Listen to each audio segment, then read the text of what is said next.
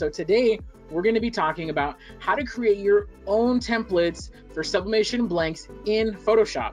Now, one thing I do want to clear up first is that this is going to be kind of a beginner's intermediate lesson in Photoshop. The reason why we choose Photoshop is because it's kind of essential when you're getting into sublimation. So when you open up Adobe Photoshop, this is going to be kind of your main screen, and I hope you guys can see my gigantic cursor here right there. So these are just stuff I worked on in the past.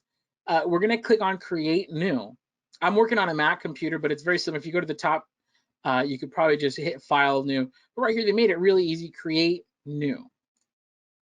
All right, so we're going to click on Create New. It's going to give you this menu. I'm working on a slightly older version of Adobe Photoshop, so yours may look slightly different, but it's basically going to have the same thing here. Now, I want to draw your attention over right here to this detail, where it has the preset details. You're going to be able to set your width and your height and your resolution and color mode. These are all very important things to pay attention to, and I'll tell you why. So we're here at heatpressnation.com. Now, this is a lot of our products already come with templates, but again, sometimes you want your own. You want to have something a little bit more custom than the one that's downloadable. So I'm just going to pick a random here, just the first one. You're looking for imprint dimensions. So here you can scroll down on the left through the descriptions, and it's right here. Oh, whoops. Imprint area 8.6 by 3.7. Now, every sublimation blank you get should have this information. You're going to want to find the imprint area. Imprint area, all right? 8.6 by 3.7 is the case for this. So now what we're going to do, you're going to have to do a little math in your head, and I know that's not the funnest thing for everybody. So, and if you have to write it down, you're going to need to add 1/4 of an inch to each dimension. So 8.6 plus 1/4 of an inch is 8.85. So now we're going to change this from pixels to inches. And 8.85 is the number that we're going to need for our width. It's actually pretty close. So we're going to just type 8.85. But now we need to know, so now we need to add 1/4 inch. Oh, I'm sorry. This is for a mug. And we're going to start with mugs. The other stuff, all the flat objects are going to be a lot easier. We're starting with the hard stuff, a coffee mug. Now with the coffee mug, you have an imprint area. You can only get so close. Will it show? There we go. You can only get so close to the handle, all right? Now here on the top to bottom, you'll notice this mug did not bleed over. What's cool about these mugs is if you want your artwork to extend all the way to the lip on top and all the way to the lip on bottom, you totally can, and that's called bleed. So what you're gonna wanna do is you're gonna wanna actually measure the width, or the height, I'm sorry, of your coffee mug. And then you're gonna add 1/4 inch. So the imprint area that you see online for coffee mugs is usually going to be the inside imprint area. That's usually not going to be a full bleed. Anytime you want to bleed top to bottom on your mug, measure it out. And so this mug measures about 3.75, 3 3/4 inches. If our mug is 3.75, which is 3 3/4 inches, we're going to need to add 1/4 of an inch, and 1/4 of an inch, of course, is 0.25. Sorry for all the mathy guys. 4 inches, 4 inches even. So now we're going to type in for our height. We're just going to type in, and I just do 4.00. So you don't want any bleed going on your mug, and really quick, you don't want any extra bleed going this way because you can only get so close to the handle on your mug. So my apologies. No horizontal bleed on your mugs.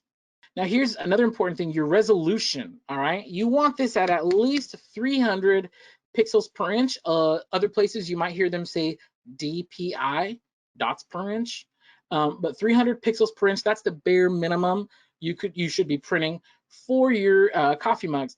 Now, so the Sawgrass SG is capable of going up to 600, and I think the new ones even have a fine mode, which I don't remember off the top of my head, but honestly, 600 pixels per inch, that is incredibly fine detail. And if we're being real, I usually just stick with 300. Color mode, I always design an RGB color mode, and that's this one right here. I always design an RGB because when you send it to Sawgrass Print Manager, it's going to convert, it's going to treat it as an RGB anyways, and then convert it for the CMYK. There's not a direct translation from CMYK to CMYK. So I just keep it in RGB color mode. So again, we have our width, our height, and our resolution. Those are key, absolutely key for getting your project proper. All right, we're gonna hit create, and it's kind of zoomed in. So let's zoom out here. And if you hold, I'm in an Apple computer, you can hold Apple and scroll and it'll zoom out, or you could just hit Control-0 and then it'll zoom out and fill your page. So now this, we're not exactly done yet, because you'll notice there's a couple things missing on here. For example, how do I know, let's just say, right, and I'm just gonna draw a square for the heck of it. Let's just say this, you wanted this square to be centered on the mug. Well, how do you know where to put that? How do you know where center is? So before I even get started on my mug template, I set up my guidelines. Now, if you start from the ruler and you drag it and you kind of hover near the center, it'll snap in place. But what I like to do, and you can do that, by the way. So we're gonna go into view. We're gonna go down to new guide layout. Not just a new guide will create one guide. I like to use new guide layout. All right, here's my new guide layout. So it'll lay out some guidelines for you, and I'll explain what, and guidelines basically, they're there to help you keep things aligned, centered, and just all nice, neat, and uniform. Otherwise, your stuff's gonna be all crazy all over the place. Nothing's gonna be centered, and guidelines are gonna help you just keep things nice and clean. So I don't want columns and I don't want rows. What I do want is a margin. All right. Now this is at 0.067 inches. I don't really need all of these. What I do want on the top, remember we had a little bit of bleed on the top. A little bit is not even going to make it onto the mug, and that's going to be the top 1/8 of an inch. Let's just see, 1 divided by 0.125. Okay. So actually on top, I'm going to need to set this to 0.125. I don't need anything on my left, so I'm going to make that 0. On my bottom, I'm also going to need 0.125. That's adding 1/8 of an inch on the bottom, and then on the right, I need nothing. Now again, this lesson is in templates, all right? So this is, once you guys set up this template, you're gonna be good as gold. Oh, 0, how's that? All right, I'm gonna hit okay, and so now if we zoom out a little bit, you'll see that I now have this bleed mark. So I don't wanna put anything too close to this area above this blue line or below this blue line, because it's gonna bleed off the edge of the mug. It's not gonna make it onto our mug. All right, now, how to center logos. This one, there's gonna be a little math involved. So how do you find the center of the mug? The cool thing about this mug is my logo is centered. See how my logos are centered? So when you hold the mug up, you see the logo and it's centered. All right, it's not an accident. Took a little bit of math. All right, and I'm gonna do the quick version of this. Those of you guys who are good at geometry, you're gonna get this, no problem. The rest of us, I'll try maybe put together like a guideline of like the most common centers for mugs. All right, this is gonna suck for a lot of us. All right, it's my notepad, and this is how you find the center point of a. I know it's dumb. I'm sorry. I already hate myself. There's a couple things you could do. You want to find the center. Now, you think of a coffee mug as a circle or a circle. I can't see it. It's a circle, right? So the exact middle is going to be the endpoints of half a circle. All right. So you need to find out exactly how much is half a circle. What I did is I found the circumference of my mug, which was roughly 10 inches, and I cut that in half. It actually worked out to be very easy. Different mugs have different sizes. I'm gonna try my best to put something in the Facebook group really quick. Shout out to our Facebook group. I'm gonna try to do something to where I can let you guys know for the most common mug sizes where exactly the middle is. But maybe you're not getting your mugs from Heat Press Nation.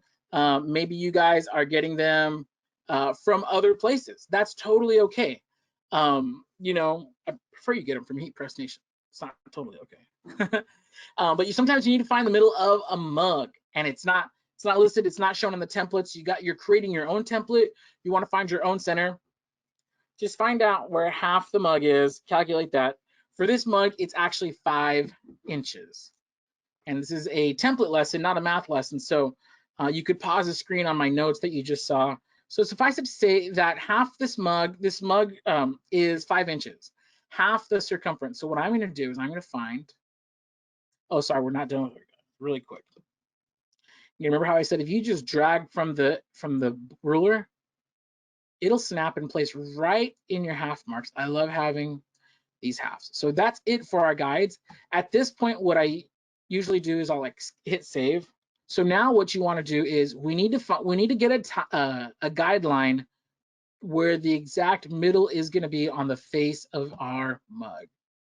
So what I'm going to do, I'm going to get a box, and over here in properties, I want to make sure, look over here on the top right, I'm going to make sure that this is exactly 5 inches. So what do? You just type 5 space IN for inches and hit enter. It automatically resizes my box. This is show transform controls. By the way, if you want to see the corners and the edges of your box, just hit show transform controls. So now this box is exactly 5 inches. All right. I'm going to center it with my whole document, and now I'm going to slide a ruler, and the ruler will snap to the exact edge of whatever object you have selected. Some of you guys might need to pause this and rewind on the replay, and that's totally okay. So we've just shown how to find the exact center of your mug. So now I don't need this rectangle anymore, so I'm going to delete it, or yes, I do want to delete it. And this one here, I can just hit delete, right? It's right there. So now this is where I would save my template. I usually, after I set up my true logo midpoints right here, I don't really need this one. So what I like to do is to get rid of it, you just drag it off to the side and it'll magically disappear. This is my new Sublimation Mug template. And if I drop my logos right here, which I'll show you in a second, they're gonna show up perfectly centered on my mug every darn time. It's at this point where I would save. So let's go ahead and just hit Control S. I'm gonna type in template, boom, and hit enter. There we go. So now if you guys mess up, you can go ahead. What you could also do is you have your main template, right? But you want to create something new. Just hit Control Shift S, or let's show you guys on the screen. We're gonna go to File. We're gonna hit Save As, and then you can just put, I don't know, funny mug. So that way, if you do mess this up, you don't mess up your old template. Every time now you need a new mug, open up the original template and do a Save As. That's it. It's gonna take up a lot of space on your hard drive, but just get a backup or something. You'll be fine. All right, so here's what I'm gonna do. So this is a full bleed, right? So what I do is I opened up just like a document. This is the Finder window. So I opened up this window, and let's see, which one do I want to use? That's a cool image. What else do we got? We got snow. These are just random Shutterstock downloads that I have. That's boring. Let's get something fun. Oh, Christmas. You know what? I really wish it was Christmas. And the cool thing about Photoshop is I'm just gonna click this and drag it over to my workspace, and it's gonna load it. All right. Now we want a full bleed mug, so I'm gonna drag it. Now, one thing that will happen is you see how it's stretching and it's not staying in proportion. If you hold the Shift key while you drag something, it will stay perfectly proportioned. And if you hold Alt and Shift at the same time, it'll expand from the center in perfect proportion, which is what I usually do. I'm gonna hit enter. So now I have my background. Now again, we have a little bleed on top and bottom, so this is gonna cover the mug completely from top to bottom. And of course, we do have a hard edge because you can only go so close to the handle. All right. Now let's say I wanted to put a picture in my, and by the way, this is gonna help you out. Mother's Day is coming up. All you gotta do is get a cool background, and then I'm gonna show you some other cool tricks right now. Now, if somebody has a logo, all right, and you want it perfectly centered, this is where you're at. Remember, we set this up for our center, and this line can be centered. It's gonna sit perfectly right here. So what I'm gonna do, this is my shape tool. I like doing circles because I'm cool like that. So I'm going to draw, make sure this is white right here. Now, again, with the circle tool, it's going to be whatever the heck shape it decides to be. But if you hold the shift key, you'll get a perfect circle. All right. Here's a cool trick that if for some of you, you're like, oh, dude, you're so basic. But for me, it's a cool trick. All right. So I have my white circle right here. And now I need a picture of, so this is a picture of, oh, so cute, my wife and I at Disneyland.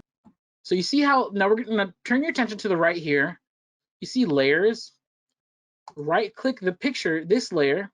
You could rename it if you want to help you keep track. Just double click and say Disney, or oops, I can't spell, Disney pic. And this is our circle. This is our background. Definitely helps to keep things organized, all right? So right click it and then create clipping mask. And what that does is it'll overlay this picture onto our circle. Now, our circle, as you can see, is perfectly centered right here. So it's gonna print perfectly centered on the front of the mug. Our picture doesn't fit, however. So now you can kind of resize it. And again, when I drag the corners, I'm holding the shift key to keep the proportions right. What I'll do is I'll usually resize it to whatever dimension is best. So like, you see here how it's just perfectly fitting the top and the bottom. I got a lot, it's a wide picture, so I got a lot of space left to right. But it fits perfectly top to bottom, so I'm gonna do that to keep the changes. And now I'm just gonna gently, this is where we're eyeballing. I wanna make sure that me and my wife are centered in this picture. And now it's kind of like, by the way, if you need to toggle the guides, you wanna turn them on and off, just hit Control, semicolon. Again, Control, semicolon. I do that all the time. Sometimes these guides are a little distracting and you want to just see what you're working on. Control semicolon will take care of it. If you want to get rid of this to see how everything's looking, just hit Show Transform Controls. Here's a little, I do this to all my templates and my customers just like the way it looks. You're gonna double click the layer. And I have a couple styles right here. Hit this FX button and add a stroke. The stroke right now is black, and I like to make them white so they stand out. I always position it on the outside. Play with these settings and you'll figure out what you like. And for size, we're gonna go a couple pixels larger. And this is gonna make our picture really stand out. Boom, looks beautiful. And so now over here, I'm gonna toggle, I'm gonna hit Control, or for if you're an Apple user, hit Apple, but Control semicolon. And now what I'm gonna do is, now we're gonna go for our text. I'm gonna pretend it's Christmas because I really could use some Christmas cheer right now. And oh, that is tiny. Okay. Well, you heard that. I just typed a bunch of nonsense, all right? Now I accidentally put it as a masking layer over our circle. So we're just gonna drag it up here. So another thing you can do is just drag it away, make it its own layer. That's what I'll do. And then for my photo, another thing that I like to do is groups. Hit Apple and click. You can click multiple layers by hitting Apple or Control and click. Control click both of these layers. And see that right there on the bottom? You see that? Hit a group. Boom. I don't know why this came up. You don't need any of that. All right. And this group, I'm going to rename it picture. Now here's my text. I do want it bigger. Right? There we go. And I want it to say Merry Christmas 2020. You're going to hit this check mark to finish it. Now again, Mother's Day is right around the corner. It's not too late. Oh, it might be. I don't know. No, I don't think it's too late to offer mugs. I mean, you don't. The mugs are hard to ship, so just like some people nearby. All right. So I have my text layer selected. I do want to make the line spacing larger. One thing that helps is click Auto, and it'll automatically space it to where the computer thinks it should be. I'm gonna go over here. This is your, oh, by the way, this is your like general select and move tool. I love this tool. It's the move tool. All right. I'm gonna hit Show Transform Control so I can get a visual outline of this. And now I'm gonna center this to this side. So now when people hold the mug, if you're holding it with your right hand, you're gonna see this. And if you're holding the mug with your left hand, you're gonna see this. yeah, it's really cool. Now, it's hard to see this Merry Christmas 2020. So I'm going to click here so I could resize it. And then again, holding the shift key while I drag it, it's going to resize, right?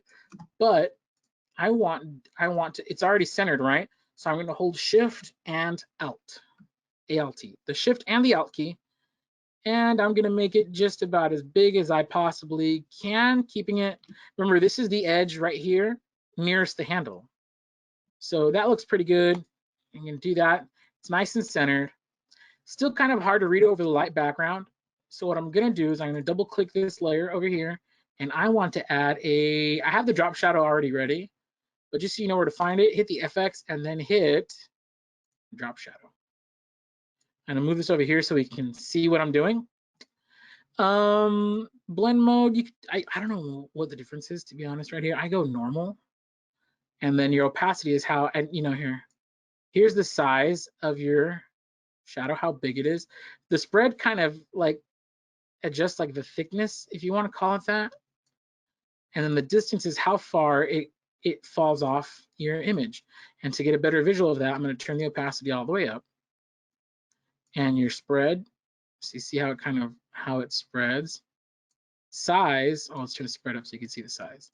Size is going to be how big your actual shadow is. You usually do not want to go too high.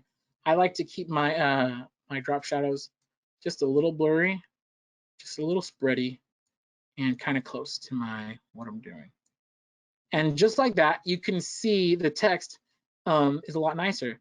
Or if you don't want it, if you want it to be like just around, turn your distance to 0, increase your size, increase your spread, and it adds like a cool background to what you're doing. If you want to get a real preview, you turn that off, Control semicolon, and we're done. All right.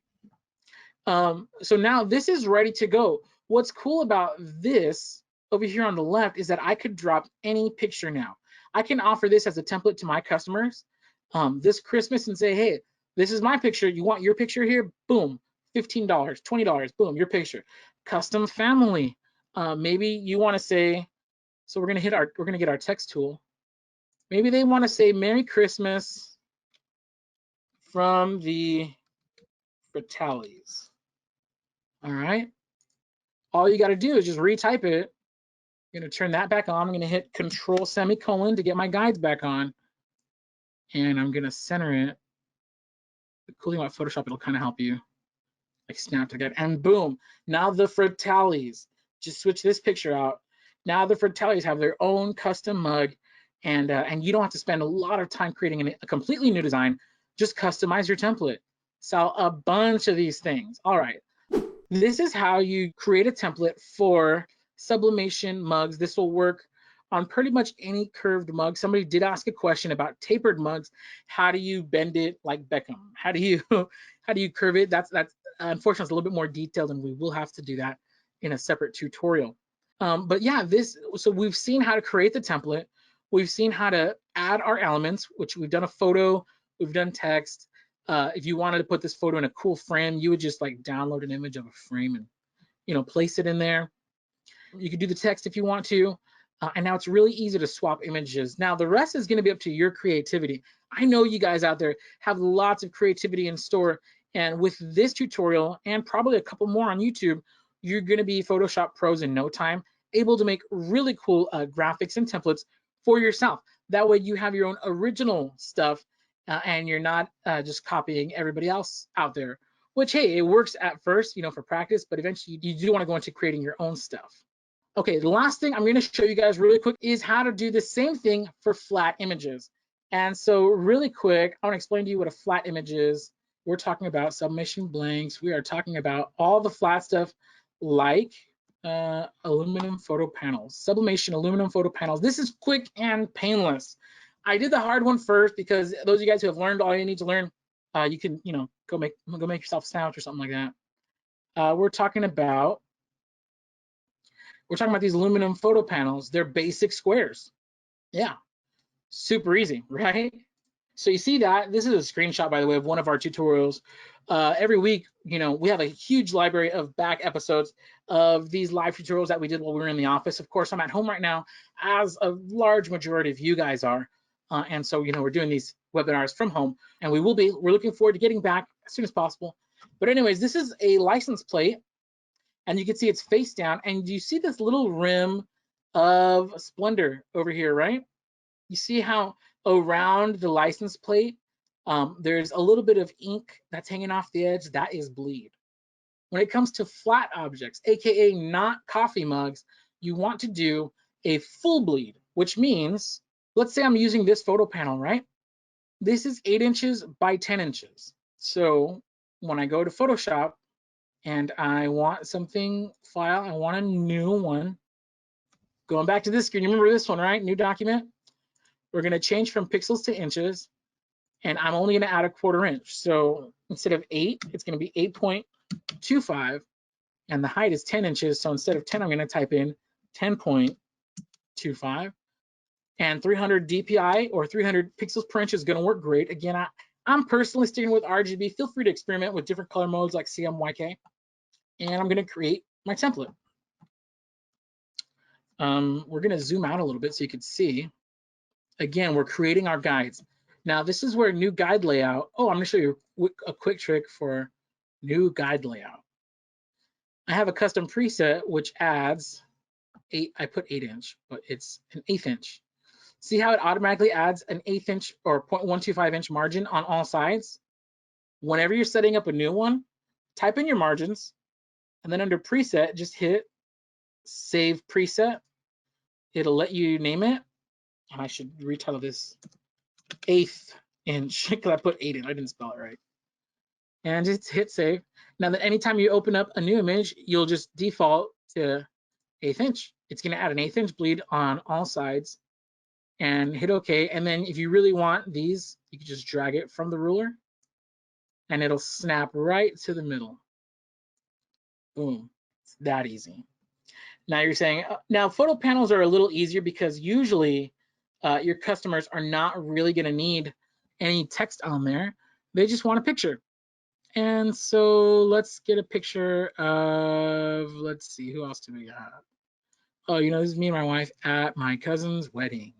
Isn't she so beautiful? All right, I'm going to hold I'm going to hold Shift and Alt as I expand from the center. And you only need it to just fill up, just to reach the edge of your print. You're going to check it, and then boom, I would just send this to print right there. Now, some of you guys, and I'm going to toggle this off, Control, semicolon. Some of you guys, I'm going to show you one more thing, adjustment layers. Sometimes your customers are going to ask you, hey, can you brighten it a little bit? Can you, I don't know, fix it? Now, this is a separate, way separate tutorial. Please watch other tutorials on how to edit stuff, but you can add an adjustment layer, and you can brighten it, you could darken it, you can increase the contrast, whatever, you can do all that stuff. And then if you don't want it, just hide that adjustment layer. All right, lots of cool stuff we can do. And this is actually ready to print. Like, this is good to go. That's what I love about photo panels, is they're so doggone easy.